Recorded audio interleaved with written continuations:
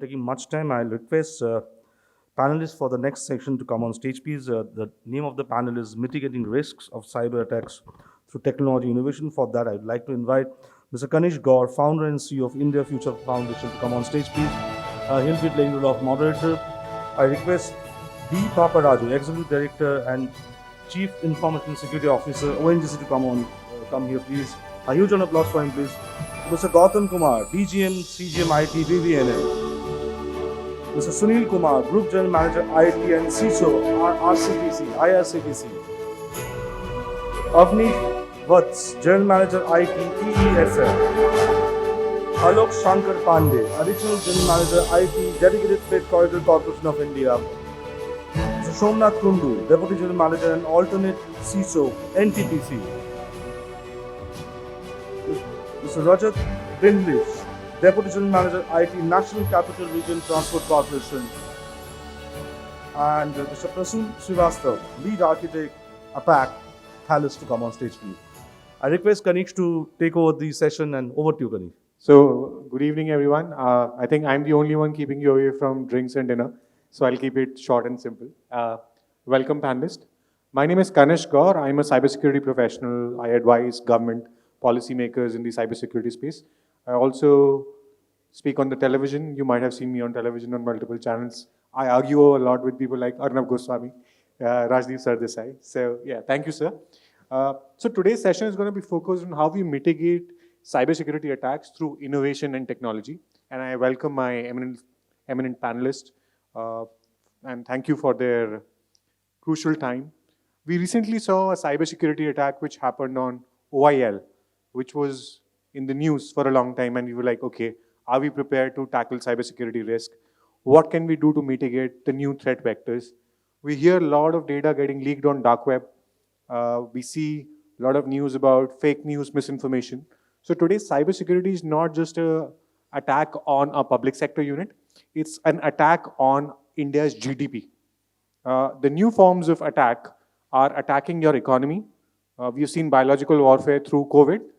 Cybersecurity also has components of information warfare. We've seen what happened in case of Nupur Sharma, where that message was spread throughout the Middle East, and we had news telling people boycott India, boycott Indian goods. So cybersecurity is changing paradigm for economies, and we see that new threat vectors are emerging today. So I'd like to ask Mr. Somenath Kundu. Mr. Kundu, we've seen that a lot of attacks are happening on public sector units today. What are some of the innovative ways public sector units could build up to safeguard against these attacks so that there could be more controls and mitigation measures? Well, being in NTPC, this challenge is more sort of for this operational technology environment because we deal with a huge plethora of systems. Some of them are legacy systems, some of them are under migration, and the varied systems doesn't stop there. Actually, with these varied systems comes the volume also. And maybe in one geographical location, we might be having some 20-25 type of systems running.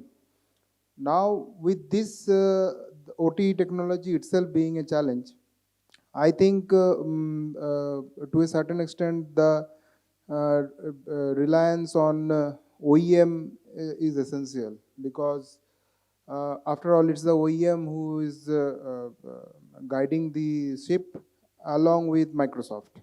So most of these applications are built upon on Windows environment, very few on Linux and Citrix kind of environment, and as a result, directly or indirectly, we depend upon Microsoft. Now, more or less, we are trying to implement hardening kind of environment where we try to introduce Active Directory, RBAC kind of environment in OT technology also. It was long introduced in IT, now we are trying to introduce it in OT also.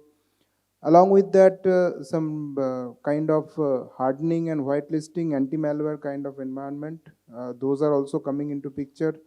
And obviously the localized SOC or SIEM kind of environment, basically. Thank you. So you mentioned about OT security. You mentioned also about the dependence on OEMs, specifically around OT security, and dependence on companies like Microsoft. The new things that I'm seeing is there's more of compliance. Certain came out with these guidelines to report any cybersecurity breach within 6 hours, right? And all of us are struggling in complying to that, understanding what that guideline is all about today. If you look at the NCRTC cybersecurity guidelines, it focuses on IT security, but it misses out on OT security.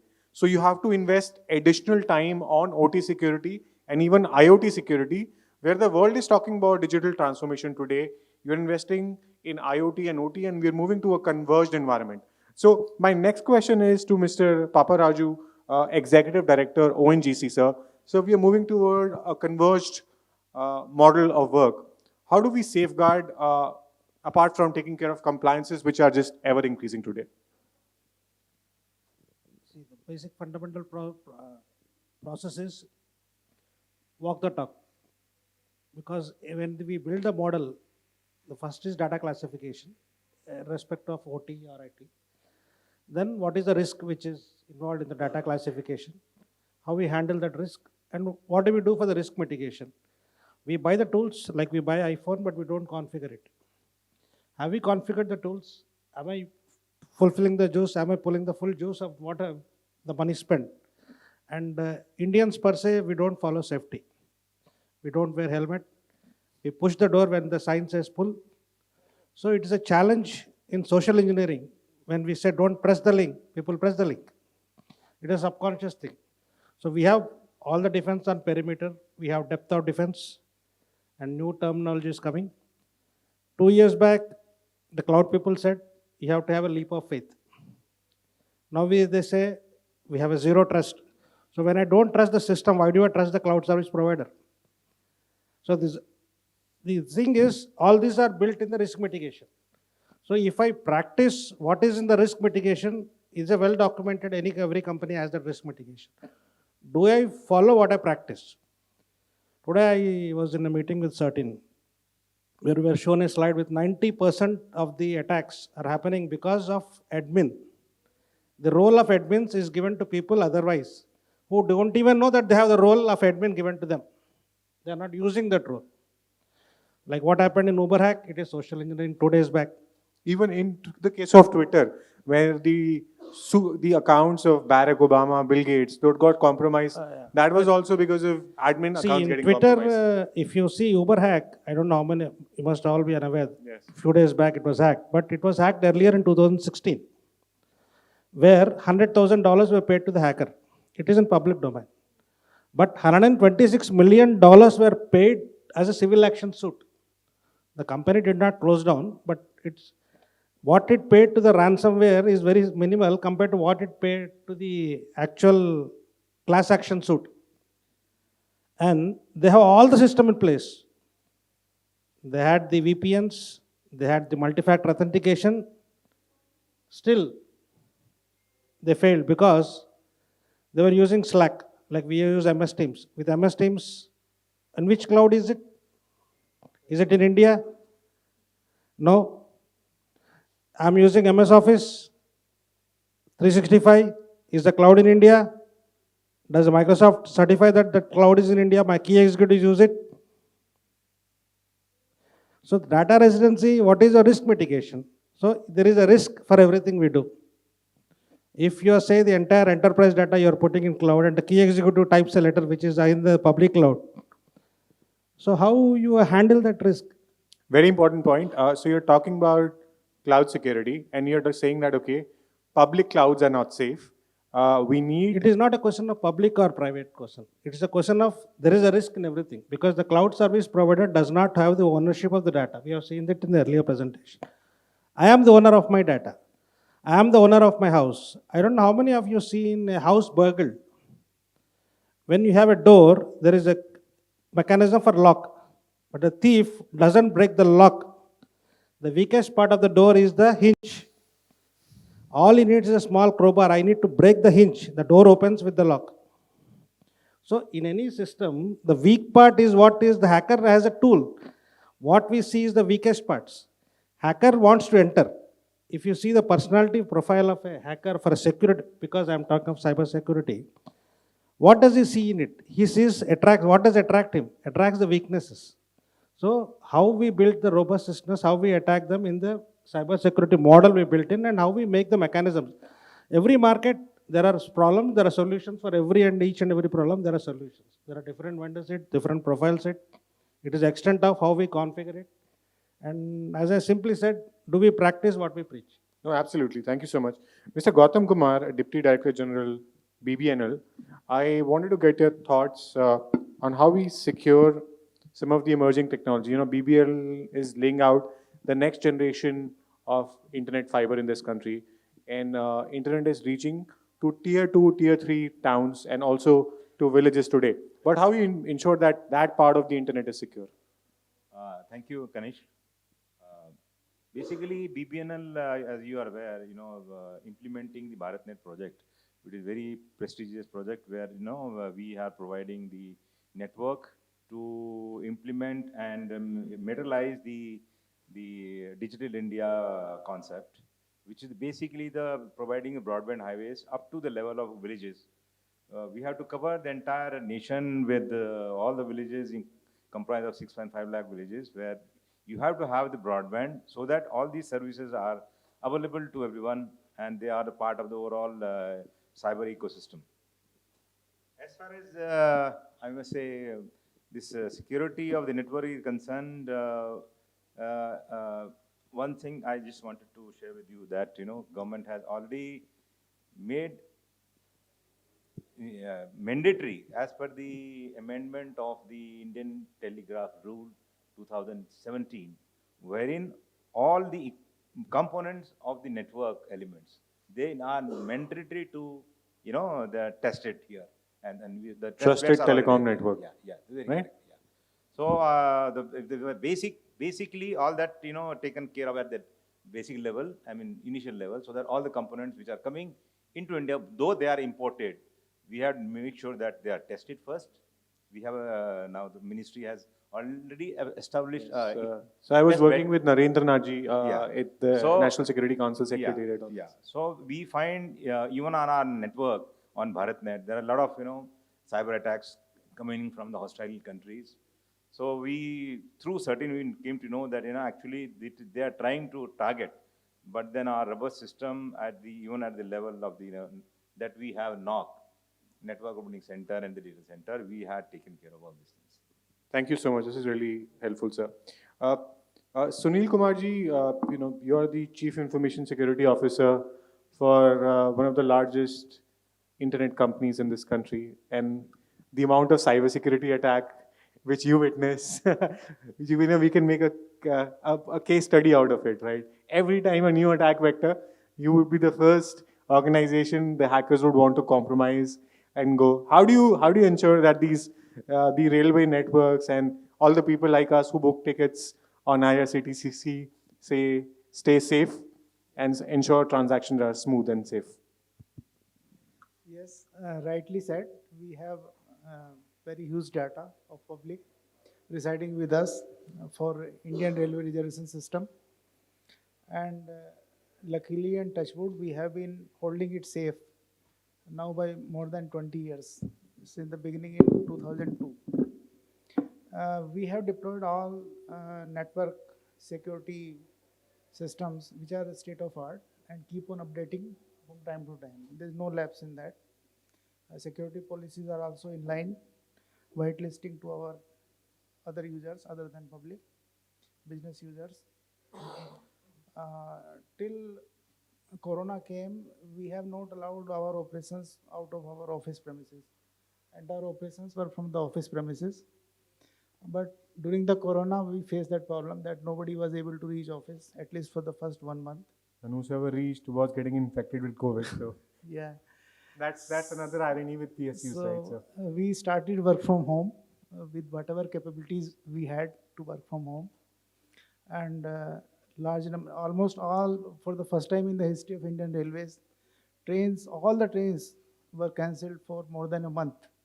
period, and huge refund of the public was involved. In fact, a refund of more than 2,500 crores was to be arranged in that period when all the trains were cancelled. And we could manage that from working from home. In the beginning, we started with the team viewer licenses. Then we started with VPN.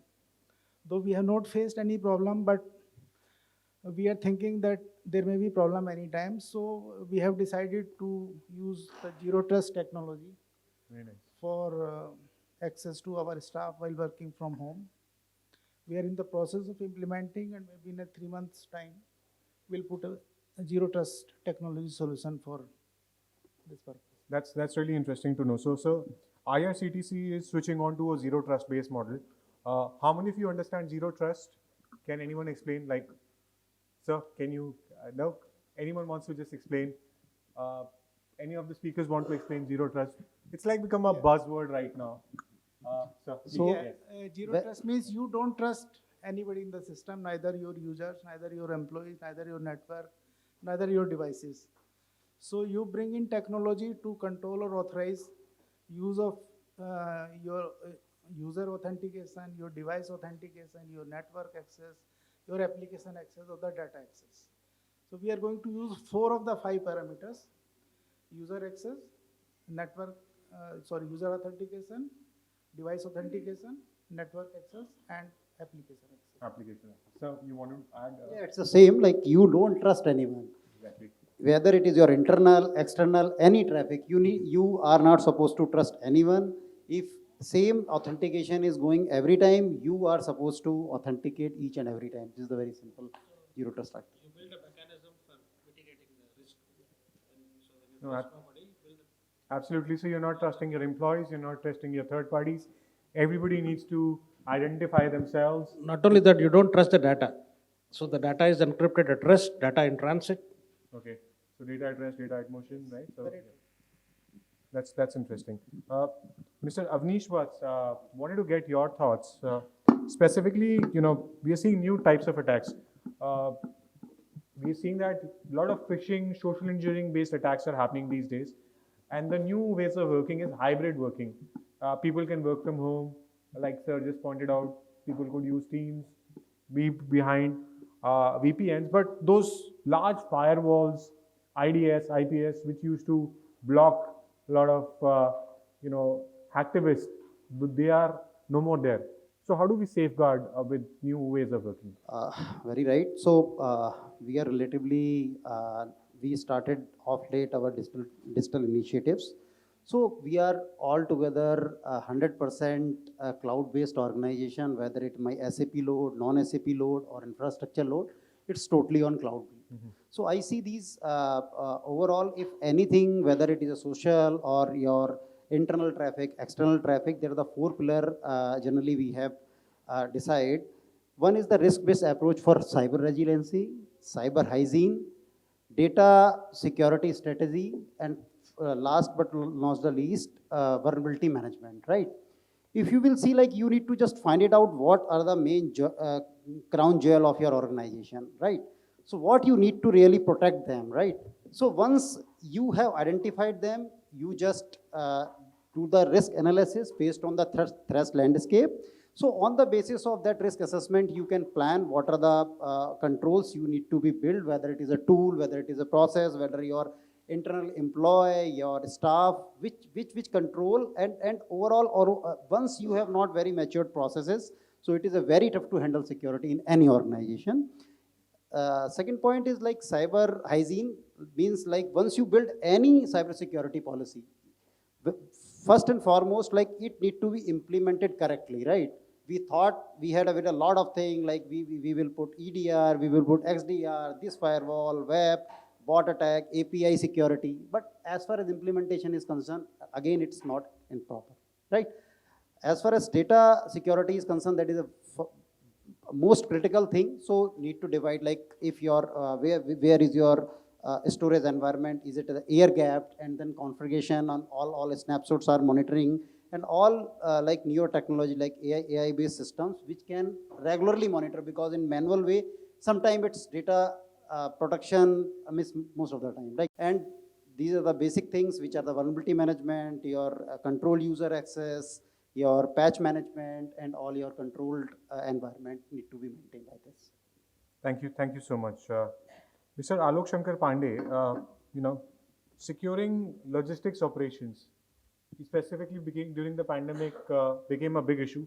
We saw a lot of logistics providers getting hacked, their data getting exposed on dark web, deep web, ransomware attacks hitting them because they were ensuring the supply chain operations take care. So how do you take care of some of these emerging risks, specifically for organizations like yours, which are dealing across borders and locally as well? You expect me to answer that? I'm still looking for an answer for it.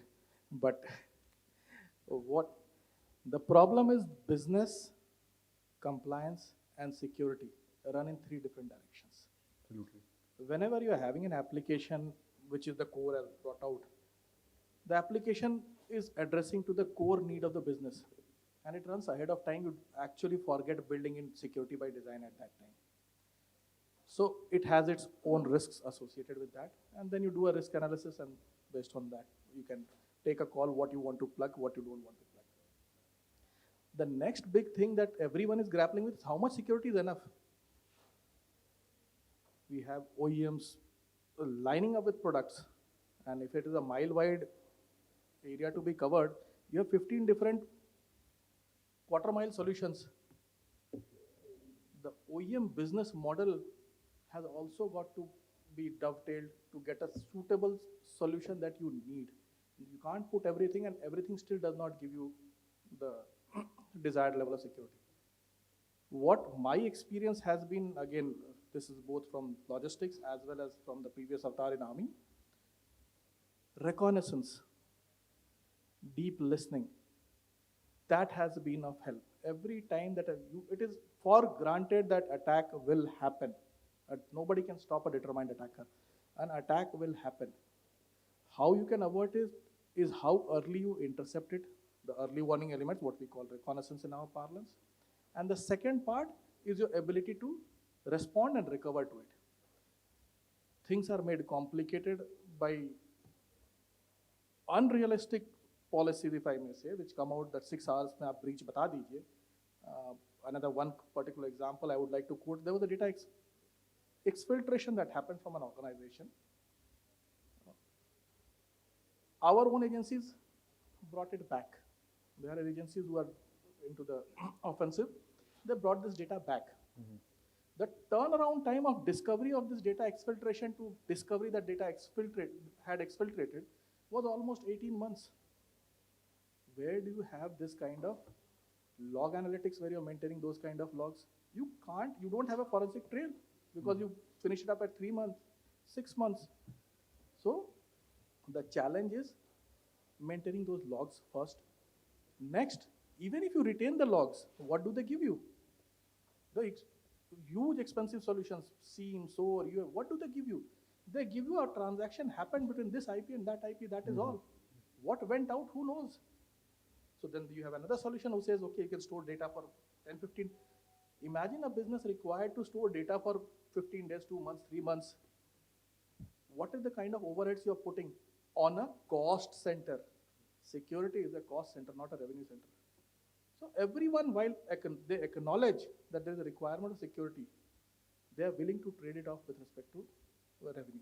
I'm sure I've told you a lot, but I have not answered your question, which is, as I said, I'm still I'll build on that point around reconnaissance that needs to be done, and there are different techniques. People talk about deep packet inspection, behavioral anomaly detection. Those are some of the new technologies replacing SIM. Instead of monitoring devices, look at monitoring traffic where it is originating from. So I wanted to bring in Prasun Srivastava, who is a lead architect at Thales. You've seen, Prasun, that double extortion attacks are becoming more common. What are some of these steps that organizations could do to safeguard?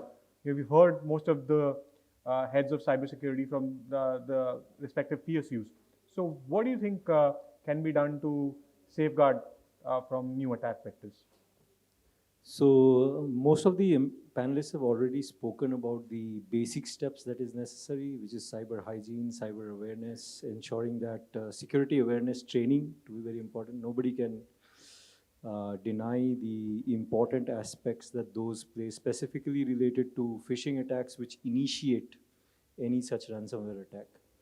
But once the ransomware has come in and exfiltrated data, one of the basic steps I would say is to ensure that even if the data is exfiltrated, it does not make sense at all to the attacker who has exfiltrated the data. And one of the ways to, possible ways to ensure that is to obfuscate, use technologies like encryption or any other obfuscation. Encryption, I can mask the data, right? The masking of data. Any obfuscation mechanism that you can possibly choose to ensure that critical data, this is where data discovery and classification comes in. You know, in a huge database, there might be only a segment of data which is important. So that relevant data might be treated so that to ensure that even if exfiltration happens, it does not really cause a loss of reputation, or it doesn't really, you know, matter at the end of the day. So that would be one way to prevent it. Okay. Of course, when it comes to double extortion, it usually means that in the initial phases, the ransomware actually encrypts your data and ensures that your normal day-to-day operations would not take place. So people have ready-made mechanisms for that already. You know, backup restoration and all of those techniques are usually the most go-to places. But however, there is some, like somebody said, it's a cost center. So all those technologies have a huge cost associated with them. So people are still trying to develop mechanisms in order to prevent any such. Anything unique which Thales has to offer in this? I mean, we have many ways to do that. One of the ways is to first gather threat intelligence. One of our products actually sits in the network and ensures that if there is any such attack, that attack is actually captured in honeypots and ensured that all the, you know, it essentially provides a playground for the hackers. So that showcases what techniques are actually being used. That is usually used by or implemented at a national level. For example, France has implemented it. There are other nations that have, in the European zone, that have implemented such techniques. Then there are other... We have also implemented in India. CDAC has implemented a HoneyNet project. I'm aware about. Yes, so yeah. Yeah, so that's, India is actually quite advanced in cyber defense, to be very honest. But, you know, one is blocking at the gateway or at the ISP level or having a national level sec. All of that takes time. Do you think it's time for organizations to have their own honey nets and honeypots per se, rather than deploying something at national level? It would depend. So there needs to be a certain amount of skill available in order to even understand what the mechanism in the first place. Sure. So skilled manpower is another issue in India, to be very honest, when it comes to in-depth understanding of these kind of attacks. One of the most basic principles that I have seen most commonly used in India is to use data-centric security. There are many products, many OEMs, like somebody said, and the ability to whitelist applications actually goes a long way in ensuring. Yeah, that's what I think another aspect that we see is that how do you legitimize, right, who's accessing? Right. So one is the user. How do you, yes. Correct. And specifically your suppliers, your ecosystem partners. Right. How do you build around that? Right. So one is the user, obviously. I mean, I think most of the organizations out here really focus on user-centric, you know, access prevention technology. One other type of technology exists that ensures application process-based whitelisting. So for example, if I know in my day-to-day or Dincharya, there is only 5 applications that are going to access this data, there are, you know, we have a product that actually does a behavioral analysis over a certain period of days using a learned mode. And then you can create rules, identify applications by their specific signature, and ensure only those groups of applications Sure. access it. So Sure. stuff Rajat, like that. I wanted to come to you. You know, we spoke about honey nets, honeypots. You know, for a company like yours, which has to deal with so much amount of traffic, right? Tons of data, terabytes of data. What are some of the emerging technologies that you're using to safeguard your? Well, when I heard all the esteemed panelists, all are working in the business since last many decades. We have recently been conceptualized. We started our construction activities in 2019 only. So we are very, very young. Okay. I am from NCRTC and we started our activities in 2019. Rather, we will be operational next year, 2023. Many of you might not be knowing what is NCRTC. So we are building a high-speed railway network across extended Delhi NCR region. So there will be a high-speed train which will be coming up probably by the start of next year, 2023, by March. Our first corridor is Delhi Meerut. So as we are quite young, we don't have many applications in our IT ecospace as of now. But there's a concept called security by design, you know, and Rajneesh pointed about security by design in his panel, and some of our panelists also spoke. So do you think we can look at something once bringing security as part of how you build that out? Well, what I believe is that you need to classify. Okay, we cannot speak security as a whole. You need to classify what sort of security parameters and attributes you need at each level. Like for example, what sort of security things you need at network level, then at server level, then probably at the application, and then data. Then again, data you need to classify it further. What sort of security things you need to bring out at probably data in transit, then data at rest. So we are building one of the mobile applications which will be used by masses, which will allow commuters to book tickets on the fly. We'll be working, we will work as per the metro model, you know, unlike IRCTC, wherein commuter is taking, let's say, 10 minutes to book a ticket. We'll allow commuters to book tickets on the fly. So there are very basic things as well, which probably a lot of big companies as well forget, you know, to implement. Like for example, access tokens. So you need to put access tokens in the security vault. You know, you probably at the data in the transit level, you need to see that, okay, everything, all the data transmission terminates at the end, and a proper SSL mechanism is there in the place. So probably if you classify each and everything and you'll put relevant security features at each and every classification step, then probably your entire ecosystem will become secure. Thank you. I think we're running out of time, so I'll wrap up this panel. Any closing remarks? Anyone wants to add a point? Alok, I saw. I want to add something. Yeah, so all eminent panelists talked about a lot of the technologies. One technology I think is missed. I want to mention that one, and that is just listening the data in a passive form and stripping those packets and listening to it. That's the technology where we can understand our assets. Because अगर हमको asset का पता नहीं होगा, घर में क्या है वही पता नहीं है, तो चोरी हो जाएगा, तो कैसे पता चलेगा क्या चोरी हुआ? तो we need to understand our assets and asset inventory and then build on it an asset anomaly analysis. So that's one part. And the second part I would just like to add to it is that we are talking about zero trust, it's good. But in the defense in depth, I think still North Korea and South Korea has the demilitarized zone. So demilitarized zone is not going anywhere. Zero trust might be there, but demilitarized zone will definitely DMZ stay. is only expanding, right? And you are building layers of defense, right? Multiple layers of defense. Yeah. So, and the third part and the final part that I want to add to it is that security by design is good. I can put through a 50 lakhs firewall, NGFW, stateful, these, that, deep packet inspections, and write any allow. So security by design in itself needs to be from the people, process technology, and the weak link is the people. Thank you. Thank you. Anyone else? Yes, sir. Well, firewall, I think somebody has spoken, but firewalls are generally broken. Wherever cyber incident has happened, there is a firewall there. Firewall is just a software tool which allows traffic, so it can be controlled. So we are looking mostly into data diodes, Data diodes, right? Data Yeah, I've diodes. heard. So, and Specifically secure around OT security, people are moving towards. we have a lot in OT areas, specifically where I come from.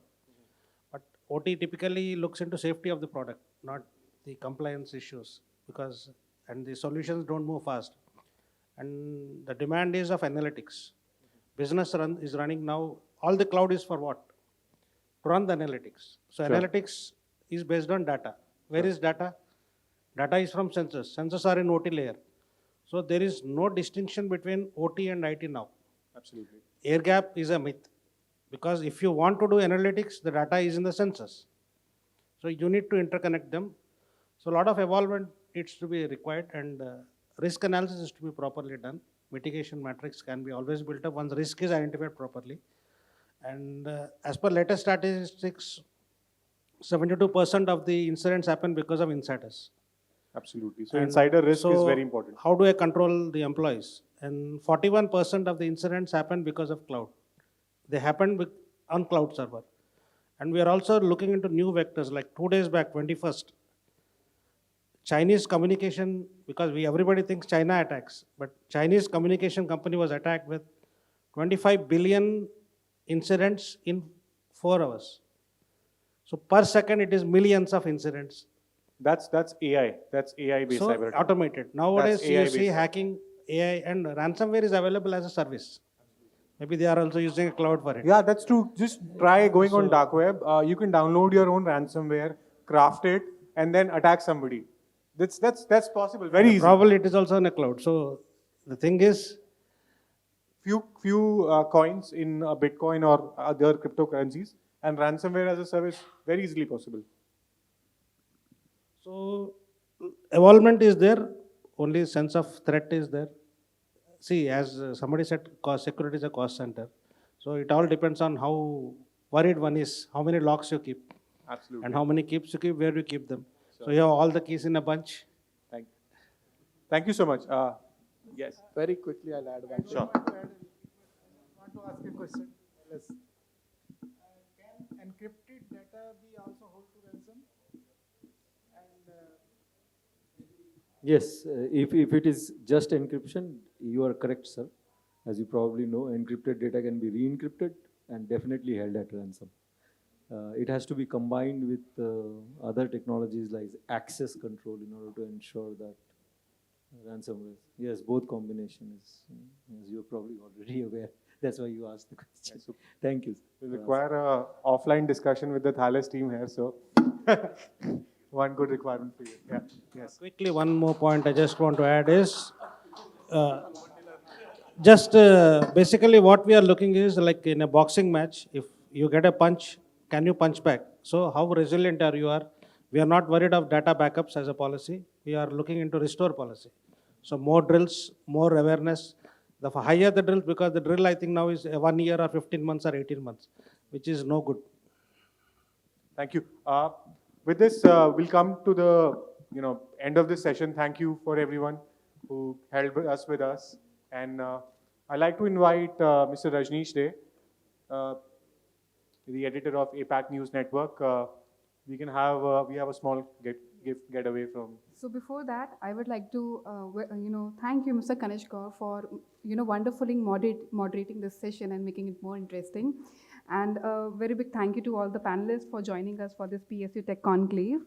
I would like to invite Sir Rajneesh Dey. He is the consulting editor at APAC News Network, to hand over the mementos to the key panelists. So now, Mr. B.Paparaju, Executive Director, CISO, ONGC.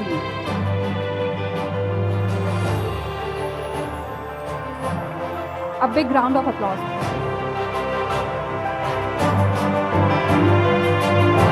Mr. Gautam Kumar, DDG, CGMIT, BBNL.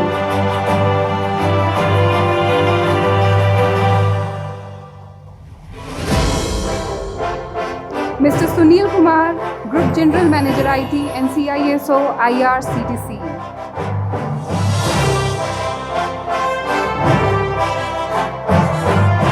Mr. Avneesh Vats, General Manager IT, EESL.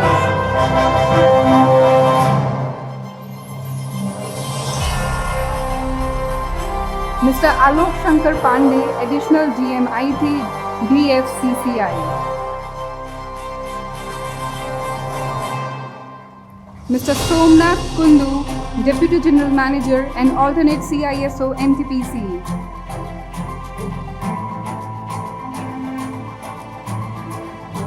Mr. Rajat Bindlish, Deputy General Manager IT, NCRTC.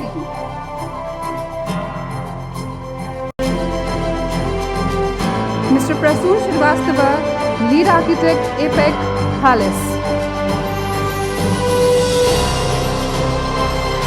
And last but not the least, the moderator of this amazing session, Mr. Kanishk Gaur, who is the founder and CEO, India Future Foundation.